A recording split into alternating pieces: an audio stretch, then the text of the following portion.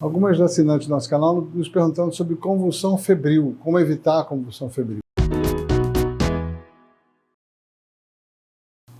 A convulsão febril, ela assusta muito, né?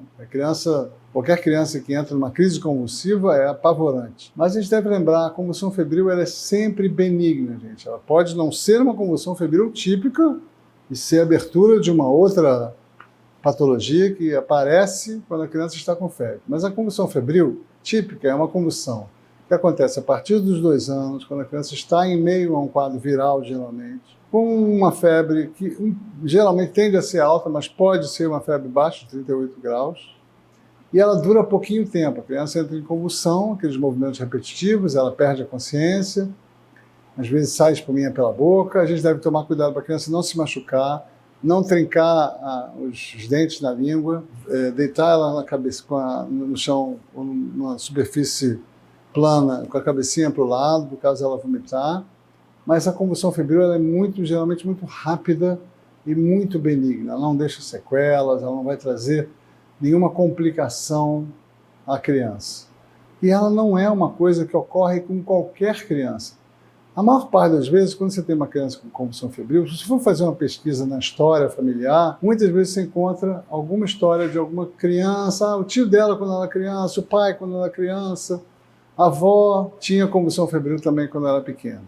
É muito comum isso. Então, a convulsão febril não é para todo mundo, é para quem pode, para quem tem a predisposição de fazer uma convulsão no caso de febre elevada. Não há muito como prevenir, não. A gente deve dar antitérmicos precocemente, a partir de 37,5, 38, se a criança está com febre, deve ser administrado um antitérmico, sem exagero, respeitando as regras de administração dos antitérmicos e um mínimo de 5 a 6 horas de intervalo entre uma dose e outra, de preferência alternando diferentes antitérmicos. Os mais usados no Brasil são o ibuprofeno, a dipirona e o paracetamol, em seus nomes comerciais. Mas não se deve dar antitérmico demais, porque isso pode causar problemas, aí sim, pelos próprios remédios, hipotensão e outros problemas. O Tilenol, o paracetamol pode dar problemas no fígado se houver um exagero da dose. Então, vamos respeitar as regras de administração do antitérmico, administrar talvez um pouco mais cedo, assim que a criança começa a ter febre, dar banho, para evitar que a febre suba, mas muitas vezes a criança vai ter convulsão com febre baixa, inclusive, pelas próprias condições da doença que predispõem ela a ter aquela convulsão. No caso de uma convulsão, é claro que a criança tem que ser vista por um médico, sempre, independente de qualquer coisa, deve ser comunicado ao médico, mesmo que já tenha passado a convulsão, e o médico vai investigar se há outras causas, se essa convulsão febril não é uma convulsão típica, se há outras causas que possam estar explicando aquele quadro convulsivo.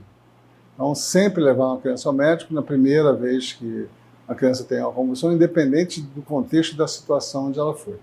E no caso de uma segunda ou terceira convulsão febril, comunicar ao médico, mas se a criança está bem, o pediatra está autorizando, ela pode ficar em casa e ser tratada com antitérmico. Muitas famílias mantêm, sob prescrição médica, é claro, um supositório que corta essa crise assim que ele é administrado, por via retal. Mas isso é prescrição do médico, apenas ele mesmo, avaliando cada criança, cada caso, pode tomar a decisão de utilizar ou não essa medicação. Mas, de qualquer forma, lembrar que a convulsão febril é um quadro comum, benigno, e que não deixa sequela.